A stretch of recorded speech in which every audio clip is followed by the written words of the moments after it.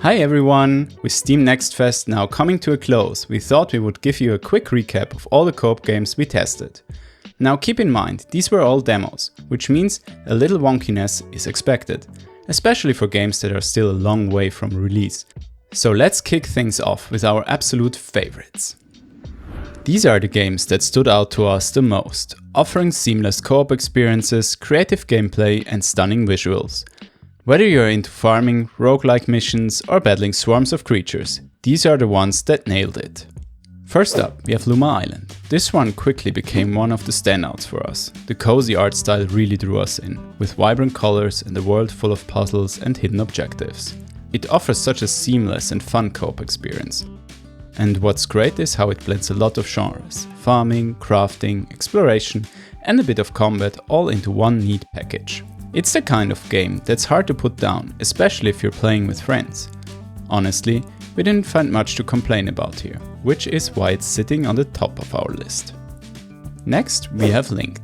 This one felt really polished right from the start. The vibrant cute art style and especially those tiny catchable robots were just too adorable. The sound design was incredibly satisfying and the missions were well thought out. It's a mashup of roguelike combat and town building, which kept things interesting. Co-op here isn't just fun, it's necessary, and it really helps during some of the tougher battles. The only downside? The missions get tough quickly.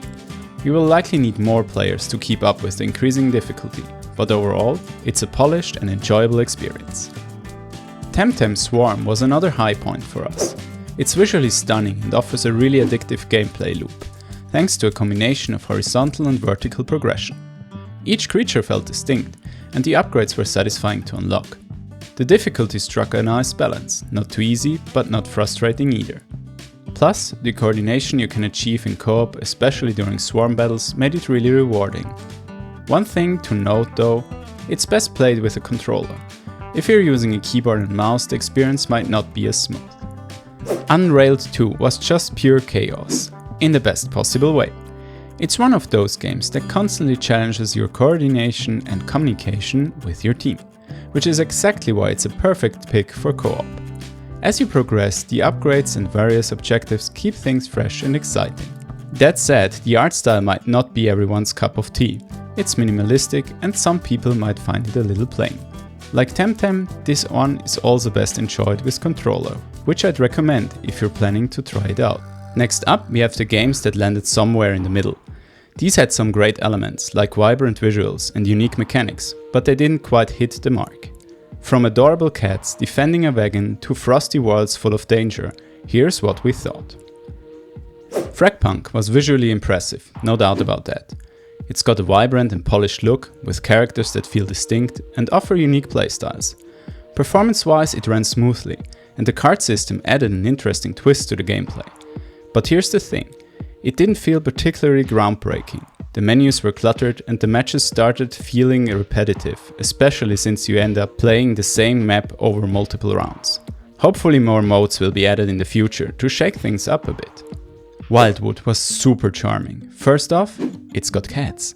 I mean, what more do you need? Seriously though, the art style is appealing, the gameplay smooth and it didn't necessarily require a controller, though it's recommended for the best experience. Co-op really shines here as you defend your wagon, collecting resources and making decisions as a team. There's even a voting system for choosing your path, which adds a fun layer of strategy. But after a while it could start to feel a bit repetitive. Without real progression between the runs, there's a risk of the gameplay becoming a little stale. Permafrost had a lot going on for it visually.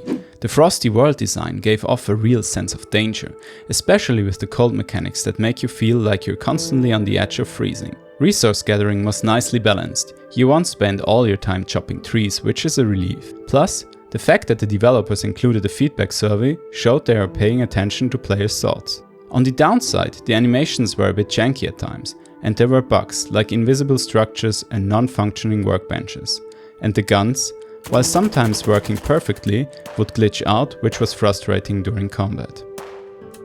Atomic Picnic was one of the smoother games we tried, performance-wise. It ran like a dream with high FPS and the controls felt great, especially the jumps and dashes. Co-op was easy to set up and the perks and upgrade systems kept things fresh. The only issue? Sometimes the perks felt a bit intrusive, breaking the flow of the game. And the bullet hell aspect? It got intense fast. The demo also felt a bit sparse for a game that's set to release soon, so we are hoping for more content at launch. Finally, let's talk about the games that, well, they still need a bit more time in the oven. These titles show promise with their concept and trailers, but the demos were either too rough or too buggy to leave a strong impression. Let's hope they can make the improvements they need before release. Wild Planet offers diverse visuals thanks to its many biomes, and it's trying to carve out a niche as cozy survival game. For casual gamers, this might be appealing. It's got base building, dungeon exploration and plenty of variety in terms of gameplay. But unfortunately the demo was still really buggy. We ran into enemies that couldn't be hit and loot we couldn't pick up. It just felt like it needed more development time. Unfortunately, this time will be spent in early access as it will release soon. Additionally, the co-op has been removed last minute until fixes have been applied, so it will release as single player game for now. Project Mist was a bit of a letdown. The trailer and screenshots looked really promising, and it's still several months from release, so there is time to improve. But the demo itself didn't live up to those expectations. The visuals were rough, especially in the bunker where you spawn, and the combat felt unresponsive and lacking any real feedback. Enemies behaved strangely, and the sound effects didn't help the situation. We didn't even get far enough to see how the co-op worked because the overall experience just wasn't engaging. Cozy Notes had an interesting premise. Cleaning up a planet with your friends sounds like it could be fun. Co-op was seamless to set up, and some of the visuals were cute, but that's where the positives end. The gameplay was clunky and the tutorial was barely there, and only one player could interact with NPCs, which completely kills the co-op experience. We also encountered multiple bugs, getting stuck while interacting with objects, invisible hitboxes, you name it. With the release coming up soon, there's not much time left for the polish it really needs. And that's a wrap up on our recap of the co-op demos we tried during Steam Next Fest. There were definitely a few standouts that we are looking forward to when they launch, and others that, well, still need a bit of work. If you played any demos during the fest, let us know what you thought in the comments. Did you have any favorites? Or maybe some we missed that you would recommend? And don't forget to subscribe so you don't miss our next Steam Next Fest recap. Who knows what gems or disasters we will find next time. Thanks so much for watching, and we will see you in the next video.